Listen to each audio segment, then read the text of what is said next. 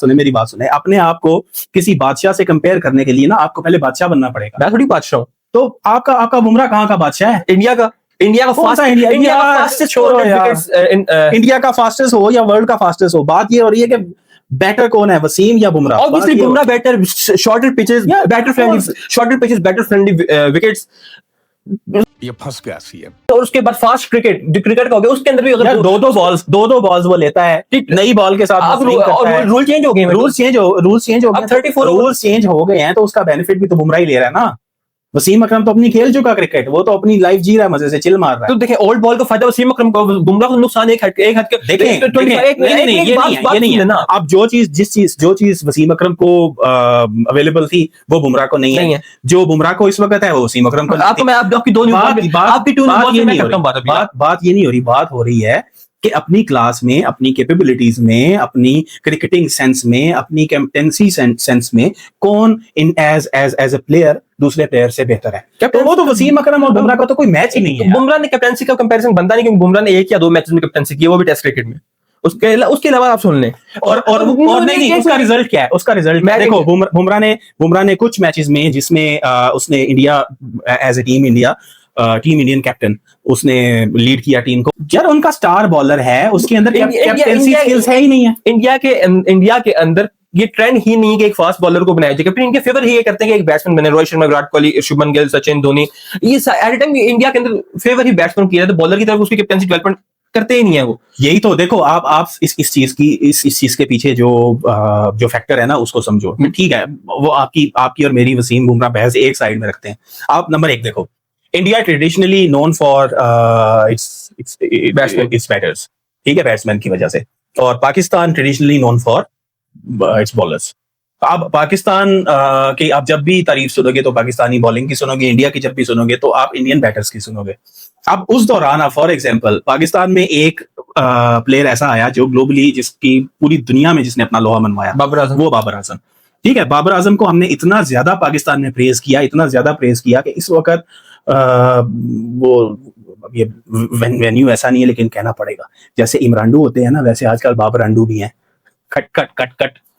अच्छा, तो बाबर आजम को जिस तरह सपोर्ट पाकिस्तान कर रहा है, इसी तरह इंडिया के पास इतने सालों में एक ही ऐसा बॉलर पैदा हुआ जिसको इंडियन मीडिया भी और इंटरनेशनल मीडिया, इंडियन पब्लिक भी और इंडियन गवर्नमेंट भी और जितना भी सोशल मीडिया के ऊपर क्रिकेटिंग फैंस बैठे हुए हैं, वो ऑब्वियसली इसको सपोर्ट करते हैं। Bumrah is a good bowler, ऐसा नहीं है कि बुमराह अच्छा बॉलर, इस जनरेशन का बुमराह बेस्ट बॉलर है। नो, लेकिन कंपैरिजन वसीम अकरम से कंपैरिजन हम चले कर रहे हैं। अब आप बात करें दो न्यू बॉल्स की, ठीक है, अब सुनने एक दफा, क्योंकि वीडियो बहुत लंबी हो चुकी है, तो हम रैप अप करते हैं।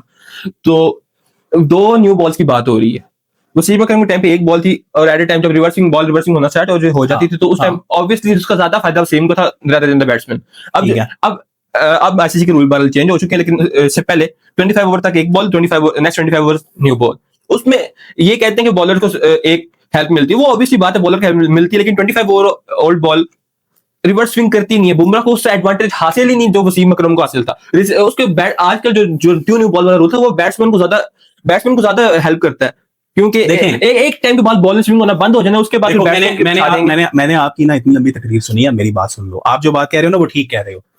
अब मेरी बात सुनो, आजकल की क्रिकेट फॉर्मेट जिस तरह का है, उस फॉर्मेट के अंदर रिवर्स स्विंग पॉसिबल ही नहीं है जी। टेस्ट क्रिकेट में होती है नहीं, टेस्ट क्रिकेट की बात नहीं कर रहे हम। बुमराह फेमस है अपने T20 में रन रोकने के लिए और ओडीआई परफॉर्मेंसेस के लिए। बुमराह टेस्ट में फेमस है, जो विकेट से वो आप टेस्ट की रैंकिंग निकालो, आईसीसी की रैंकिंग, बुमराह नंबर 1 पे है यार। ये इसकी रीसेंट परफॉर्मेंस है ना। सेकंडली बुमराह कितने साल से खेल रहा है? Around 9 years। हाँ, 9 years में वो कितनी दफा नंबर 1 पे रहा है टेस्ट में? जब उसका प्रॉपर चांसेस खेला स्टार्ट, ये बात नहीं, प्रॉपर की बात नहीं है, बात हो रही है आपकी। देखो, जिस वक्त वसीम अकरम खेलता था उस वक्त, let's talk about ODIs first, जिस वक्त 50 ओवर्स के अंदर आपके पास एक ही बॉल होती थी और एक ही बॉल से आप खेलते थे। ऑब्वियसली उसमें आपके पास जो पहले के ट्रेडिशनली 10 ओवर होते थे, जिसको आपके 2 main lead fast bowlers lead करते थे, उन 10 ओवर्स में उसमें वसीम अकरम आता था, नई बॉल से वो इन स्विंग आउट स्विंग करता था।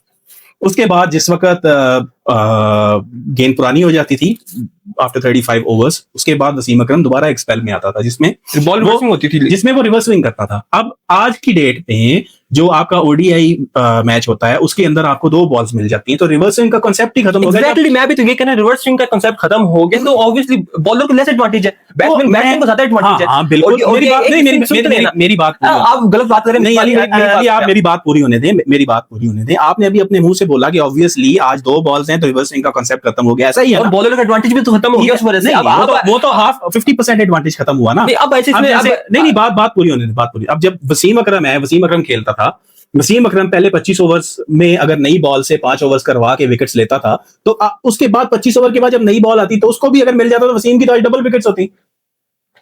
Simple common sense. एक टाइम के बाद फर्स्ट के लिए बैट्समैन, अगर बुमराह को रिवर्स स्विंग का एडवांटेज नहीं मिल पाया तो वसीम को भी तो नहीं मिल पाया ना यार 2 न्यू बॉल्स का एडवांटेज। न्यू बॉल का एडवांटेज है ही कम से कम 5 ओवर तक। तो यही तो एक बॉलर के पास ओडीआई में होते ही 10 ओवर्स हैं भाई। तो 5 ओवर में से भी देखे ना, सिर्फ यार ये रह गया, आपके पास बात कोई नहीं, ऑडियंस आप फैसला करो कौन जीता है यार। एक बॉलर ने कंसेक्टिवली 5 ओवर थोड़ी करने, दरमियान में ब्रेक है, दूसरा बॉलर 5 ओवर से 3 ओवर कर लेगा वसीम। नहीं यार अली माम, आप देखो ना, मेरी बात सुनो। अब आप ठीक है, आप बुमराह को सपोर्ट करते हो, Bumrah is a very good bowler, वो ठीक है, समझ गया, लेकिन Wasim Akram has been tried and tested over the years. उसका रिकॉर्ड, उसकी परफॉर्मेंस, उसका कैलिबर मैच करना बहुत मुश्किल है।